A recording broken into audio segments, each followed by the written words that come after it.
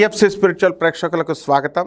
ఓం హ్రీంకారాసన గర్భితానలసికాం సౌహ క్లీం కళాభిప్రతీం సౌవర్ణాంబరధారిణీం వరసుధాధౌతాం త్రినేత్రోజ్వలాం వందే పుస్తకపాశమంకుశధరాం సృగ్భూషితాముజ్వలాం త్వాం గౌరీం త్రిపురాం పరాత్ప్రగళాం శ్రీచక్ర సంచారిణీం.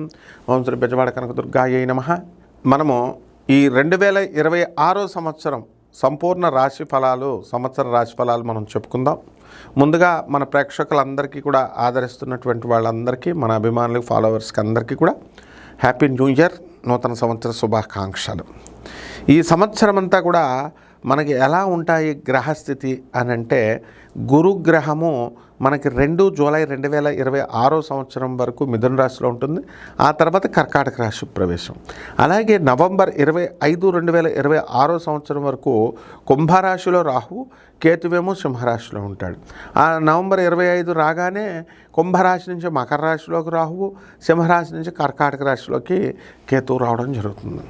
అలాగే ఈ యొక్క శని వక్రించి మనకి ఈ సంవత్సరంలో మీనరాశిలో ఉన్నాడు. అయితే ఫిబ్రవరి 13వ తేదీ దాటిన తర్వాత మేషరాశిలోకి అతిచారం వెళ్ళడం జరుగుతుంది. మళ్ళీ బ్యాక్కి జూలై నెలలో రావడం జరుగుతుంది. ఈ విధంగా మనకి ఈ యొక్క గ్రహ స్థితిగతులు అనేటటువంటివి ఉంటాయి.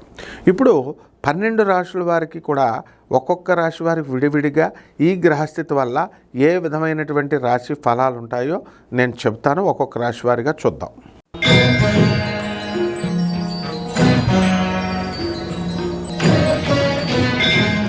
కన్యారాశి. ఈ కన్యారాశి వారికి అందరికీ కూడా ఈ కొత్త సంవత్సరంలో అనేకమైనటువంటి అద్భుతాలు జరుగుతాయి. ఆదాయాలు బాగా పెరిగిపోతాయి. ఉద్యోగం ఇంతవరకు రాలేదని బాధపడుతూ ఉండేటటువంటి వాళ్ళకందరికీ కూడా కన్యారాశి వాళ్ళకి ఉద్యోగాలు వచ్చేయడానికి అవకాశాలు ఉన్నాయి. ఆ ఉద్యోగాలతో వీళ్ళందరూ కూడా సక్సెస్ అవడానికి అవకాశాలు ఉన్నాయి. ఆదాయాలు బాగా పెరుగుతాయి. భార్యాభర్తల మధ్య కొట్లాట్లు ఎక్కువైపోతాయి. వీళ్ళ మనస్పర్ధలు పెరుగుతాయి. ఒకే ఊర్లో ఉన్నా కూడా వేరే వేరే ఇళ్లల్లో ఉంటారు. ఒకే ఇంట్లో ఉన్నా కూడా మాటలు ఉండవు.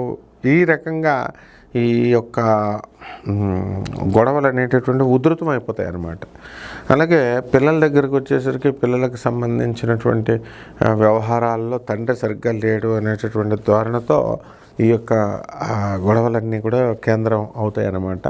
అలాగే ఈ కన్యారాశి వారికి అందరికీ కూడా శత్రుపీడ అనేటటువంటిది పోతుంది. అయితే సప్తమ స్థితిగతుడైనటువంటి శనిగ్రహ ప్రభావం వలన వీళ్ళందరికీ ఏంటంటే చక్కగా వీళ్ళు సాధించడం అనేటటువంటిది, భార్య భర్తల మధ్య కొట్లాటలు, అనుకున్నది సాధించేటటువంటి గుణంగా ఇద్దరు కలిసి కష్టపడడం అనేటటువంటిది జరుగుతుంది.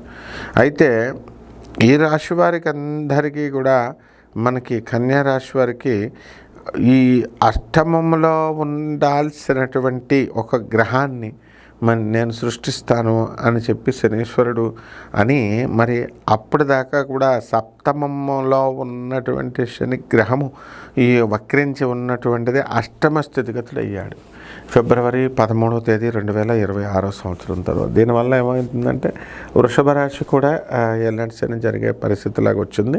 ఒకటి కన్యారాశి వాళ్ళందరికీ ప్రమోషన్లు రావడము, డబ్బులు రావడము ఇవన్నీ కూడా జరుగుతాయి. ఇక రైతుల పరిస్థితి కూడా బాగుంటుంది. ఇక పరిహారాల దగ్గరికి వచ్చేసరికి ఈ కన్యారాశి వారికి శని జపం చేసుకోండి, శని స్తోత్రాలు చదవండి, శని కిలోంపావు నల్ల నువ్వులు నల్లని వస్త్రాన్ని ఇచ్చి పేద బ్రాహ్మడికి శనివారం నాడు ఉదయం 8 గంటలకు దానం చేసుకోండి.